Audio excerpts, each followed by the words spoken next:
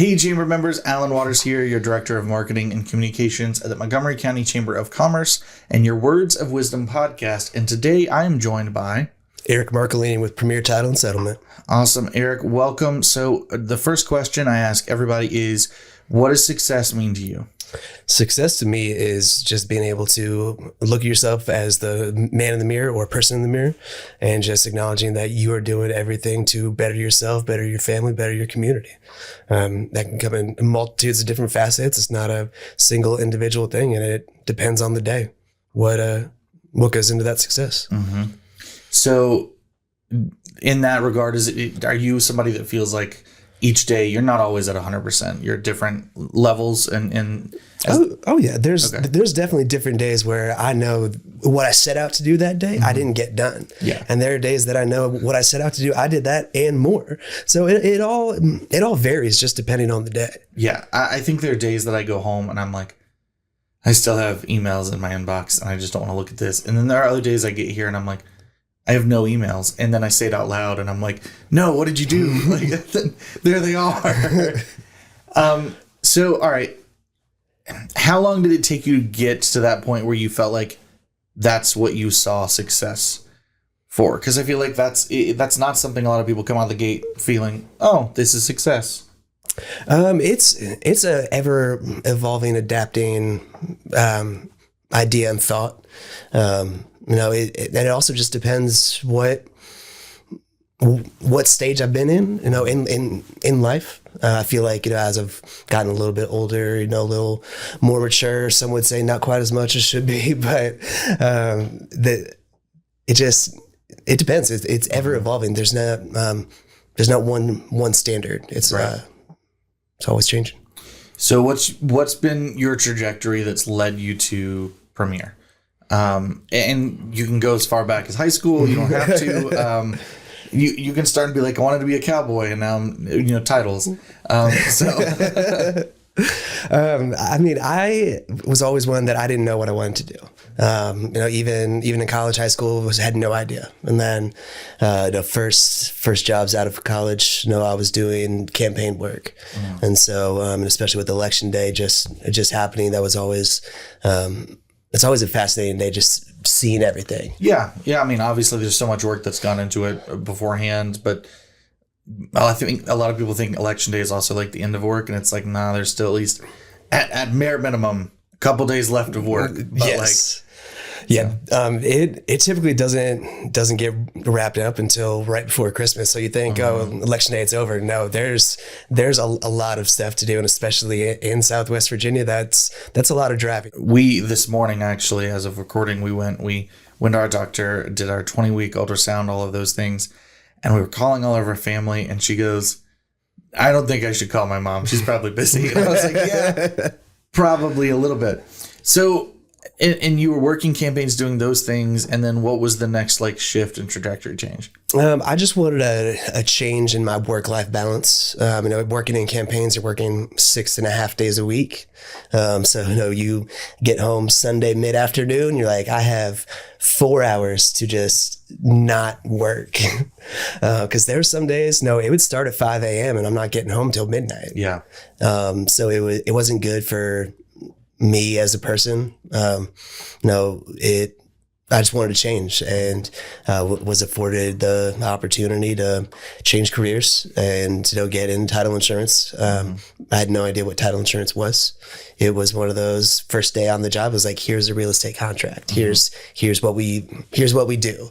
So it's been one of those. I went from knowing absolutely nothing, right, zero, to now 5+ years later. I feel like I know a little bit now. Probably a little. So, and this is always a hard thing, because I think, honestly, a lot of the people listening to this know what title insurance is, because you're realtors, your mortgage, you're dealing with it. For other people that are in marketing at a Chamber of Commerce, explain what title insurance, explain really what goes into those pieces. Because I say this even when I joke with all of our bank members that come on that they're a vice president of something. So where goes into the title? What does that kind of job hierarchy look like? What is that whole world? So in our industry, it can go from anywhere being a multi-state operation. There's some companies that cover 15 plus states, or you can have a one-person office that they do everything. And it just depends. Premier Title, we have 5 people, so we're just operating in Virginia, but we do all of Virginia. We've done closings all the way out in the western tip of the state, out in Lee County. We've done some Northern Virginia, Hampton Roads, but mainly here, of course, is Montgomery County and the New River Valley. And so what goes into that is we have to do a title search on the property, working with some local abstractors to pull the records of the property, make sure everything's clear. Because when you're buying a house, you want to make sure you know what you're buying, and that there's no easements across the property, and that the person you're trying to buy the property from owns the property. So just making sure all those records are clear, getting that done, working with realtors and lenders, producing that settlement statement, that final closing costs, everything of that sort, and just making sure everybody's kept up to date on the process. Because there's no 2 individual transactions that are the same. You could have 2 oak tree townhomes that is completely separate what needs to go into it. So it all depends, and that's what's fun about this, is that there's no 2 days that are the same. There's no 2 hours that are the same. Even if you're working with realtors that you've built up a relationship with, there's still no 2 of those transactions that are the same. Right. And this is, I guess, like a 2-part question. So first part is, obviously over the past few years, real estate, ask anyone that's in mortgage, like, what are the rates? And they're going to be like, don't talk to me. So like, how does that impact your side of things? Because I know when I talked to, I did real estate very briefly. That was 2022, the beginning of the year. And it was like, all right, you're walking into homes without inspections, any of those things. Are you impacted by that? Or is that something that is almost like a separate piece? So we're impacted by that, but even with rates being higher than they were during the pandemic, people still want to buy houses. Right. They want to invest for their future. And so I thought at the beginning of the pandemic that everything was going to go to a crashing halt, and it was the exact opposite. It went off like a rocket ship. So as long as there's people that still want to buy houses, that want to refinance, things like that, we're in good shape. But with the pandemic and those pieces, I know there were certain pieces that also moved to more electronic versus it used to be you were driving to the courthouse how have those things changed? Has it made y'all more efficient, or has it just changed kind of? It's not better, it's different. It's made us a lot more efficient. Okay. There's a lot less lag time there, because it used to have to be, you would wait till the end of the day. You could have 4 in Montgomery County. You're driving to the courthouse to get there right before, and then you have to drive back with the docs. Oh, there's something that needs corrected. Guess what? You're sprinting back. Yep. But now we can submit it all online. The courthouse is able to record electronically, and we're able to move those steps a lot quicker. Right. So, and then in conjunction, what's just happened really with real estate, the adjustments that are happening to the buyer agent representation, is that bleeding over into y'all anymore? Because from my understanding, the way that y'all get paid is coming through just at the same time. You're really getting paid at the closing table. So are you having to do any kind of documentation, any kind of different rules in place now for you as well? Or is that mostly just in the real estate? So we just need to always check with our realtors what the commissions are, and then also have to do a double check, especially with the buyer side representation. Now it's like, hey, is there anything additional with this? Because they could have it agreed to, the standard 3% that they're getting, but the seller's only offering 2%. So we need to double check, is the buyer paying for that extra percent, or are you just doing what the seller's offering? So it's just another check in the system just to make sure everything's there correct. It's thrown a hiccup a little bit, but it's one of those that typically people are well up front with, this is what it's going to be. So it's just been slight change there, not too much compared to everything that the realtors have to do. Are there any like major misconceptions that you think just exist with title? And so it's Premier Title and settlement. One, what's the difference between title and settlement? But then Within that, do you feel like there's a misconception about what you do because people just, until they buy a house, they don't ever have to know? I think there are probably people who rent their whole lives that will never be able to tell you. Yeah, they never know that our office exists. Yeah. I mean, and when you're going to find a house, you're working with your realtor. It could be a year, 2 years. So you have that long built up relationship, and then you get under contract. We're only with you for 30 days. Right. So it's a little bit different relationship than either the lender or the realtor have compared to us, but at the same time, it's just one of those. It's still about building relationships, making sure people are taken care of, because that's what matters. Is that meeting the closing date, right? And everybody's knows what's going on. They're getting their money. They know what money they're bringing, and just making sure that all the I's are dotted, T's are crossed. Yeah. Speaking of building relationships, how much do you feel like in the title world, specifically marketing, networking, it comes down to the realtor, the mortgage lender versus the client themselves? Because I know there are different brokerages that have different relationships with different title places, but I also know, like, hey, the buyer, whoever, can also say, I want to go with so and so. So how are you building your relationships? Is it more focused on the realtors and those, they know you've got that strong working ethic, they know you're trustworthy, or is it a mixture of, I know with realtors it's constantly, well, my mom knows a person and knows a guy and knows a thing. So, like, how does that work for you? So with us, it's come down a lot to building that relationship with those realtors, with those lenders, building that trust. There's a lot of times speaking with some of the realtors we do closings with, that they say, hey, here's the people that we like to use. I've worked with them for a long time. Even if things are good, like they're on top of it. They're going to get it done. And sometimes buyers are like, no, I want to shop around, I want to try to get a little bit less, a little bit more. So most of the time it's the realtor saying, here's what I do. Yeah. Here's who I would trust with my personal purchase. And a lot of times the buyers and sellers are like, yeah. If you trust them, let's do it. Let's do that. Right. Because it's not like they're out here. I mean, everybody's shopping for a mortgage. Everybody's shopping for realtor.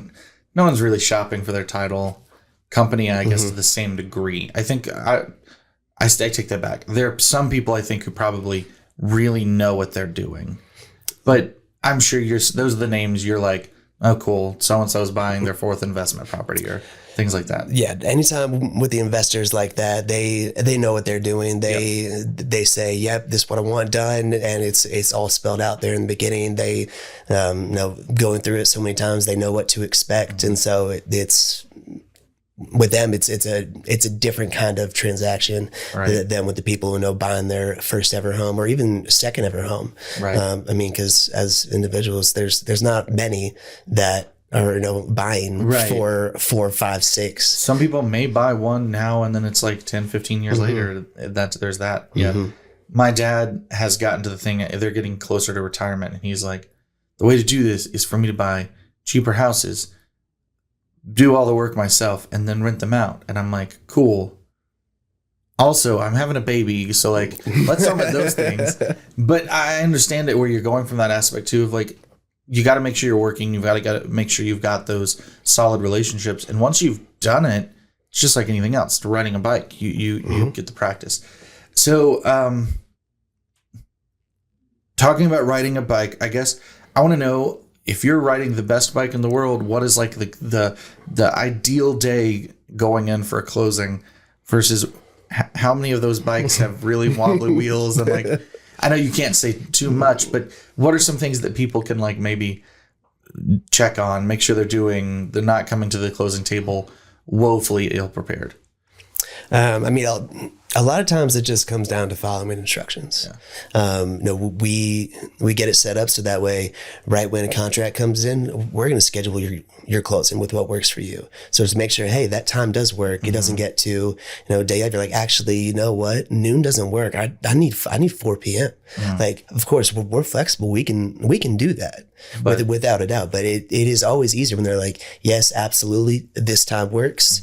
That they're providing the information that we need. For example, if you're selling, make sure that we have your mortgage payoff information.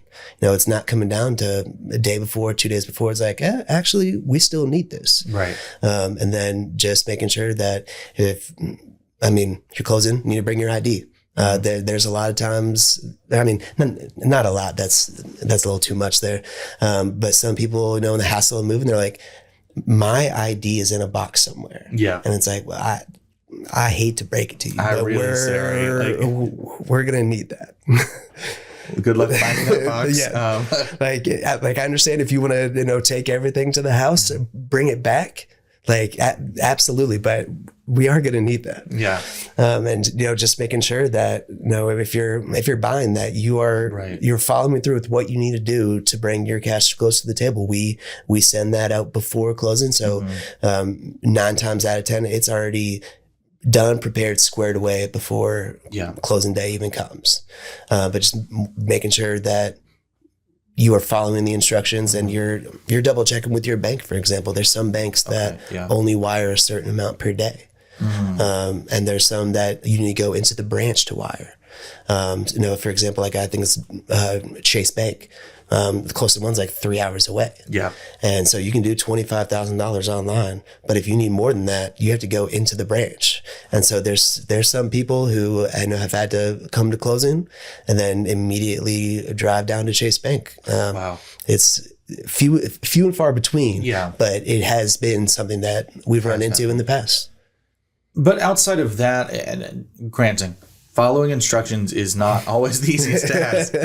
But outside of that, there's not a whole lot that a purchaser of a home can do with the title process to mess something up. It's mostly like when you're going through, if you find something, it's on the previous owner or much, much previous owners. So is there anything in that world that people can do to try to help themselves out? I think back to when I talked to Tessa and we were talking about mortgages. Obviously, so much of that is more weight on, hey, don't go buy a car if you're closing on a house Monday. Yeah. Is there anything like that someone could do that you would be like, don't do that ever again? So it's not really with the purchaser side, but more so with the sellers. Don't try to put it into an LLC right before to sell it. Don't try to do a lot line adjustment right before, or if you're gonna do that, let us know so that way we can help to make sure everything's squared away. If there's two lots, one has a house, one's just a vacant lot right next door. If you're the seller and you only want to sell the house, make sure that everything is squared away. Everybody's on the same page that, yes, it is just the house lot. We're going to keep that lot. We're going to build something. So it's just dotting I's, crossing T's, making sure everybody's on the same page with it. Yeah. Is there, in the other side of things where you find disputes and some of that, especially I think about anyone can probably walk to a piece of property that has not been inhabited for a long time and go, I wonder who owns that. And I feel like you probably deal a lot with that question. Maybe not a lot, but at least some. What do you do in those instances? Are you like realtors where you say, I'm here to help with this. I'm not a lawyer. Here's where you need to do those other pieces. When do you say, all right, enough is enough? I have to take a step back. What we do when we run into an instance, for example, if it's an estate, it was grandma's house, grandma passes away, it goes into the family, whether there was a will or just standard list of heirs, things like that. Right. So sometimes it's thinking that only one person has to sell it, but we actually need to get somebody's cousin, or we need to do a little bit more, because there's sometimes that grandma passes away, she says in her will from 1993 that it goes to her kids. Her kids could have passed away. Right. So sometimes it's just doing that due diligence, tracking some people down, be like, hey, you actually also have to sign for the sale of this property. And that's just part of something that we have to do, is make sure that when you're buying a house, you're getting 100% of the interest in it. You don't want to buy a house with 80%. And if you're getting a mortgage, they're not going to let you buy a house with Right. a loan for 80% interest. So sometimes it's just tracking people down and coordinating that. And it could be, a cousin who lives in Alaska or they're overseas. And it comes down to being flexible. We can do remote closings with sellers. Very, very easy. We do remote online notary for that instance. And we've had people who, are overseas that they can sign at, 6 p.m. in France. That's just fine. Very flexible with it. So just being able to accommodate everything we need to accommodate, because like we said earlier, there's not two properties that are the same. Right. Yeah. So just being flexible, being able to accommodate, and just working with these people to make sure that everything goes according to plan. For you and for anyone that's like interested in maybe title settlement world, do you have to go through some of the same processes that like an agent would in terms of certifications or anything? Is there a license you have to hold? What does that world look like? So you do not have to have a license as an individual. Your company has to meet certain standards, to make sure that everything's squared away on that end. We do have 2 licensed settlement agents in our office. We have 2 licensed underwriters in our office. So people that do part of the work, they do have to have specific licenses. But me personally, I don't have a license to process any title. Okay. So along those lines, you mentioned you were ready for a career change. You went into it without any of the experience in those pieces. Is that something that you feel like is pretty common in that career field? Again, I don't know that anyone ever graduates high school and goes, I'm going into title and settlement, and without having a very close connection to title and settlement. Exactly. They're going into place. It's like Roberts and Sons, and you're like, yeah, okay. How when you're looking at coworkers, when you're looking at the industry, how much of it is like those that are just finding themselves happy in that position versus those that are very passionate about titles and settlements? I mean, there's been nobody that I've actually met in this industry that just was like, I want to do title. Right. Like this is my passion. This is what I want to do. Yeah. They just end up there. Yeah. And then once you get there, as long as you have the right team, it's a very enjoyable work. Yeah. Especially people that like the different change of pace. There's no 2 days that are the same. There's no 2 transactions that are the same. But yeah, there's definitely nobody that I've met so far that knew from a very early age that they wanted to do title. And you're generally, I mean, I anyone who says 9 to 5 knows they're not always 9 to 5. But like generally, it's that kind of generally 9 to 5. Every now and then, a few weekends. I mean, there's been some times that sitting around after dinner, hammering out some emails. Yeah. It just kind of depends on what you need to do, because could be things that go haywire that you need to fix. Yeah. There was evening probably a month or so ago, I was getting closing docs set up for some remote online notaries that we found out from our underwriters at the last second that, hey, actually, we need these 3 other people to sign. And so I was at my kitchen island and on my tablet, just getting that set up and sent out. And so it's just typically 9 to 5, but you just have to know that sometimes it's not going to be that way. Right. And I feel like that's the way it is with a lot of things. There's always something. There's always the circumstance, the event, something that can come up. Yeah. And when you're there as well, I mean, you're working in this office environment. How much of that is working with someone versus like, all right, great, I'm doing this task, and then now it's over to this other person? A lot of times it's working on this task and then jump into a different task on a different transaction. We have to be able to juggle how many ever transactions you have at the current time, and just being able to switch gears and knowing that this thing, you just need to get the settlement statement out and make sure people are on the same page with that. And then the next one could have title issues. You need to go track down old mortgage payoff. There was one I actually just had to do recently where I had to track down a release of a loan from it was like 1982 or something like that. Wow. It was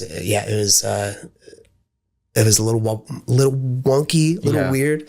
And of course, the bank had been acquired by a bank, which had been acquired by a different bank. And then it ended up being in the Wells Fargo family. And so working with Wells Fargo on that is, it's always a challenge, just because, being a big national, international bank like that, they have their own processes, and it just takes some time. But a lot of it's just switching gears constantly. There's very few transactions where you're just working on that one for an hour, much less a day. And so just bouncing back and forth, a lot of it's reaching out, and then you can be like, well, I need to wait for this person to call me. So you have to jump on another one, because if you just want to sit around twiddling your thumbs waiting for this person to get back to you, you're going to fall behind on your other items that you have to take care of. So with that, what made you choose Premier? Because I know you've been with other title agencies. I know some have been other members. And so I'm not saying this, I think any member knows, I never am going, hey, let's badmouth them. More of what made Premier the right place for you? I chose Premier because of the trust and faith I had in the owners. I had worked with one previously at my previous title company, and we got along great, and I understood the operation he was running. And even working with them when I was at my previous title company, I was like, their processes are top notch. They are all set. So when I was able to make that switch, it was definitely the right thing. I was going to be afforded a lot more flexibility to do everything that I wanted to do. And speaking of that flexibility and other things, I know Angie's very active, but I think I met you and Angie both the first time at Blacksburg Young Professionals, and I know you attend those. So what are those outside aspects, and is there any part of Premier that is the supporting piece of that? Because I think about, like, I don't know if you've been through leadership or any of those. There's always certain pieces of our companies here and our members here that always come back. So how is that for you at Premier? And tell us about like Blacksburg Young Professionals. So anything that I've ever wanted to do, I've always been told absolutely go for it, like 100%. We're going to offer you full support, whatever you need. So any ventures that I've wanted to do, Premier's allowed me to do that without a question. There's like, oh, you need this? Okay, here you go. And it's always a very quick, easy process with that. There's never any no haggling of, oh, well, you want to do this? Actually, well, we can only do I'm gonna need you to come in on Saturday. No, they've always been very good with that. And being a part of Blacksburg Young Professionals, my wife is the president of Blacksburg Young Professionals, but even before that, it's just always been a good gathering of, of course, young professionals in the New River Valley, and just meeting a lot of different people, different backgrounds. It's not all real estate people. Right. It's a lot of different people that you just never would have met. So it's a good group, absolutely, and they're really growing, doing some good things. Of course, they'll have to say that as being the first husband of Blacksburg Young Professionals. But they're a blast. It's a very good group. I joked because I have certainly not done this on purpose. It's been different points in the year, but every year the one social I know I've always been at is the one at the Wine Lab. I don't know why. So anyone listening, if you're interested in Blacksburg Young Professionals, check out the Facebook page so you can see where the next meeting is at. Tell us where we can find all the information about Premier Title, all of that stuff, website, and etc. And I think actually the next event for Blacksburg Young Professionals is at Wine Lab. Well, the one is on the November 21st, but I think this episode is going to come out afterwards. Okay. So that's what I'm saying. Like, look, because I'm not entirely sure. Fair enough. Then typically the one for December, the YP Mixer is always at the Inn, or at least has been the last 5+ years.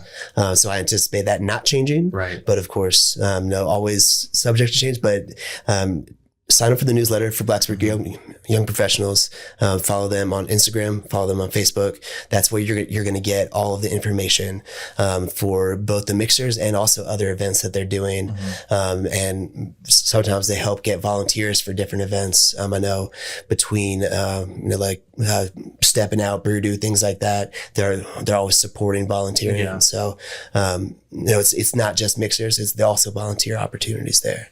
And with Premier Title, just look us up, go to our website, and then all of our contact information is there. So if you ever have any questions, want to send us a contract, absolutely do that via our website. Awesome. Well, thank you for being here today. I appreciate it. Thank you to all of our listeners for listening in. We'll be back to you with the next new episode soon. In the meantime, go out, invest, connect, engage, and prosper.